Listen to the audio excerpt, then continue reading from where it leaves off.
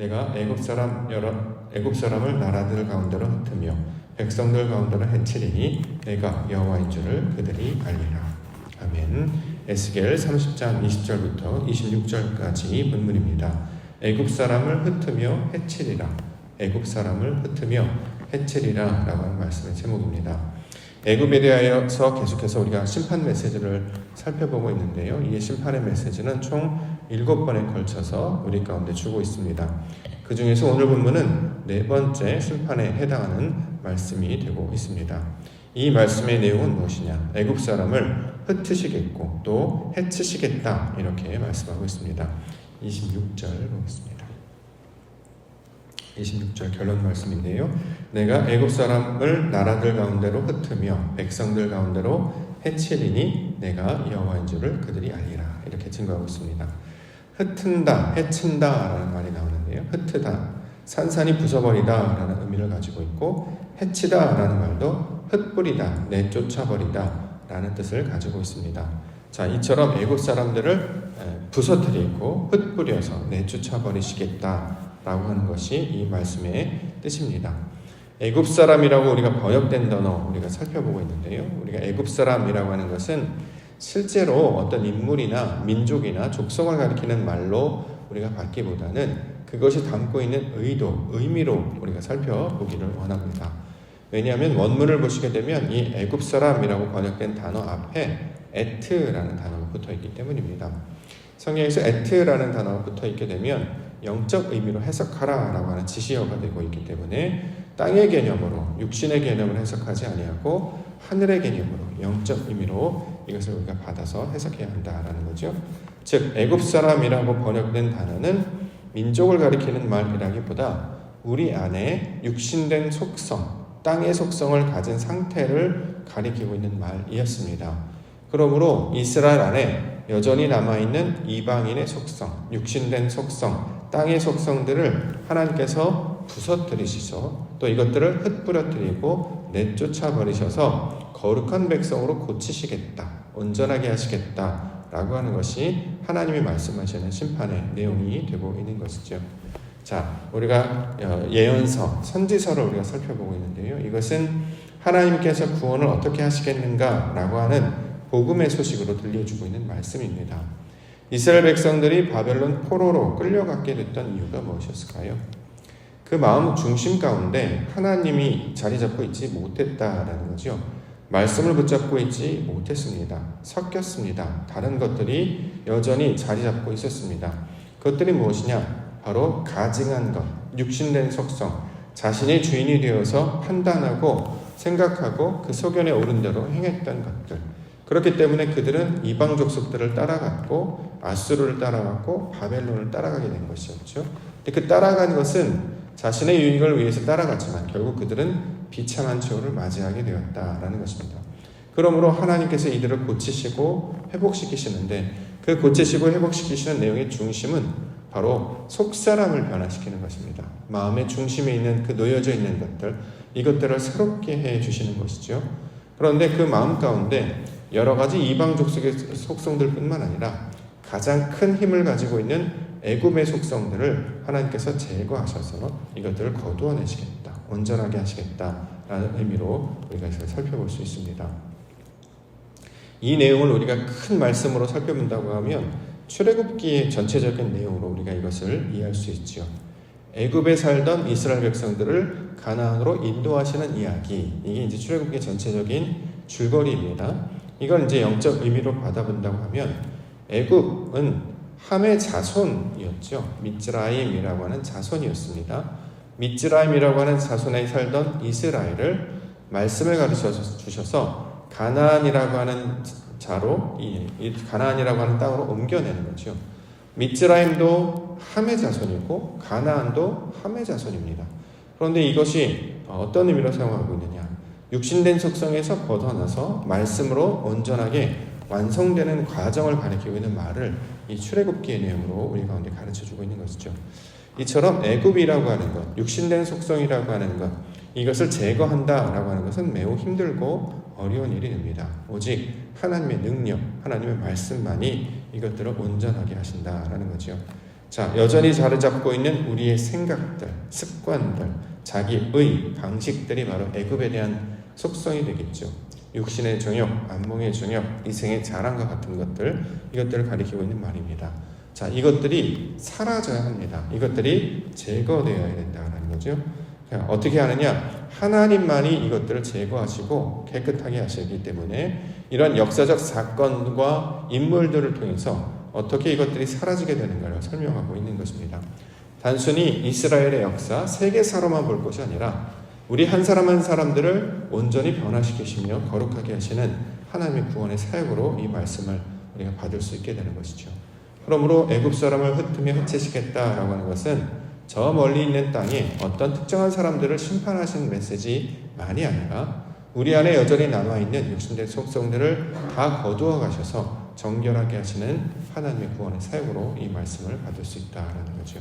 하나님의 거룩한 백성이 되게 없어서 여전히 우리 안에 남아져 있는 육신적 속성들, 자기의 생각, 습관들을 주의 말씀으로 제거하여 주시옵소서. 그래서 거룩하고 정결한 하나님의 백성이 되게 하여 주시옵소서. 이렇게 기도하시며 나아가는 기도하는 우리 거룩한 주의 백성 되시기를 주님 이름으로 간절히 축원합니다.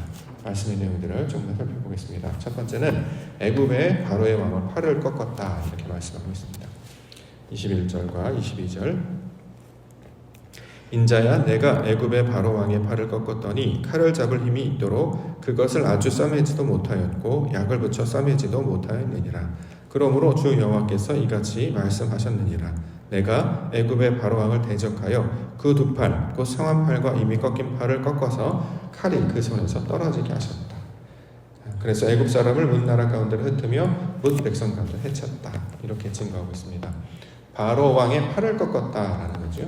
자, 이걸 실제 역사의 관점으로 우리가 살펴보면 애굽의 왕 바로 호프라라고 하는 바로가 있었습니다. 이 바로가 예루살렘으로 진격하기 위해서 나아갔다가 실패한 사건을 가리키고 있는 말이죠. 기원전 605년에 바로의 군대가 갈그미스라고 하는 곳에서 바벨론 군대에게 패망한 사건, 예레미야 46장에 기록되어 있는데요. 자, 이것들을 가리키고 있는 포괄적인 의미에서 가리키고 있는 말입니다.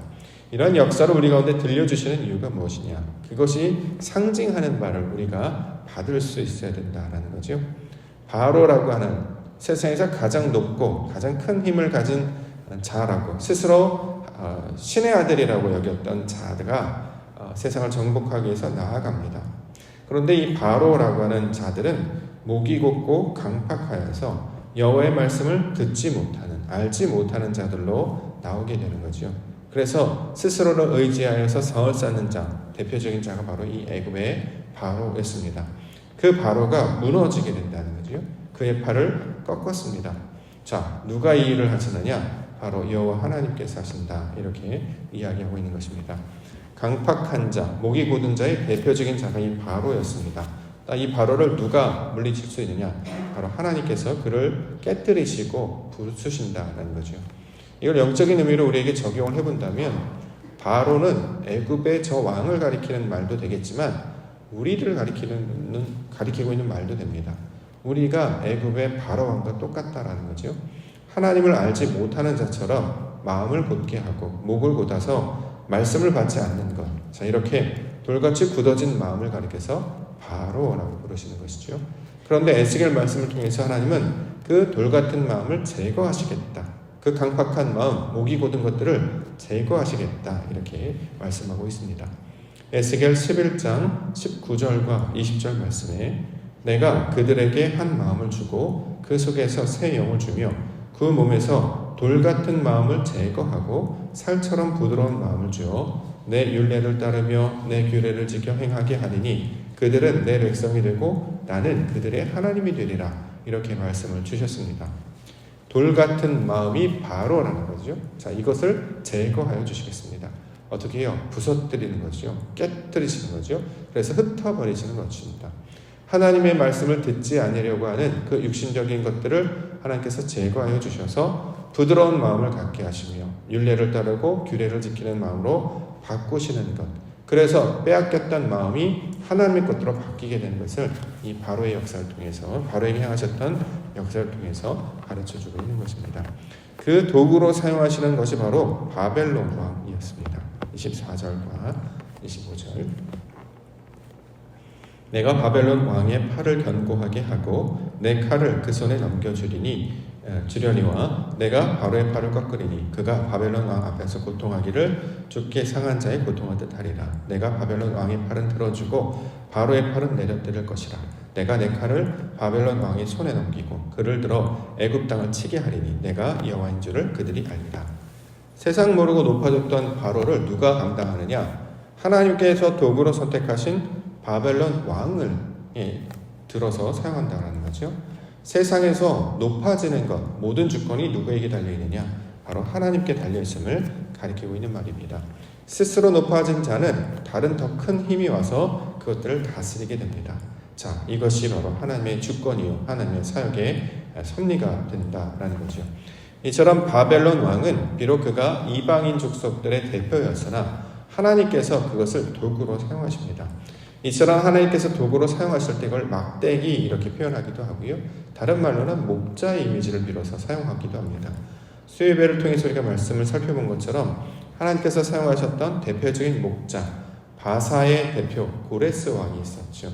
이사야 44장 28절에 고레스에 대하여는 이르기를 내 목자라 그가 나의 모든 기쁨을 성취하리라 하며 예루살렘에 대하여는 이르기를 중건되리라 하며 성전에 대하여는 내 기초가 놓여지리라 하는 자니라.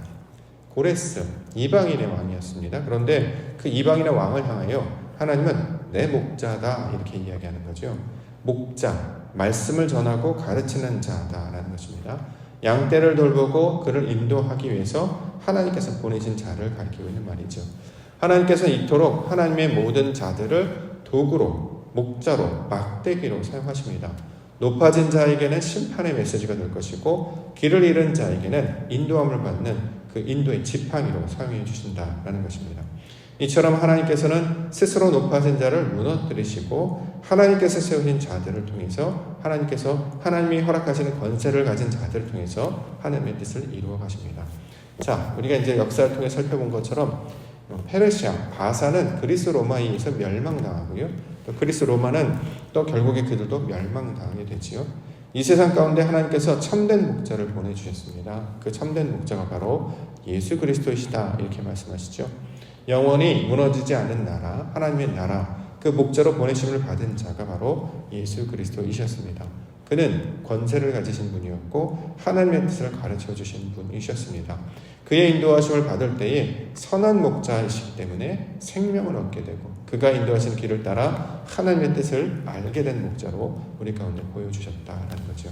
그러므로 마침내 우리 안에서 모든 것, 여전히 남아져 있는 무지와 무능과 또 연약함을 온전히 깨우쳐 주셔서 하나님의 백성으로 거듭나게 하시는 분이 결국 이 땅 가운데 찾아오실 참된 목자 바로 예수 그리스도를 가르치고 있는 말씀이 되고 있습니다.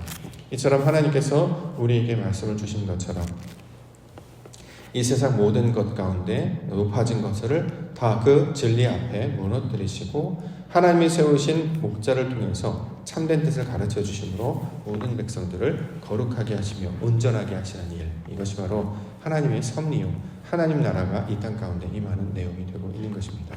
오늘도 우리가 기도 가운데 나아가는데요, 우리가 날마다 구해야 되는 것은 다른 것이 아니겠죠. 우리 모두가 다 하나님 나라가 되는 것일 것입니다. 자, 이 하나님의 나라를 이루시기 위하여 참된 목자로 예수 그리스도를 보내주셨고 그의 말씀이 검이 되어서 그의 능력이 불과 빛이 되어서 역사하실 때에 모든 우상들을 태우실 것이고 모든 육신적인 것들을 새롭게 해주실 것입니다.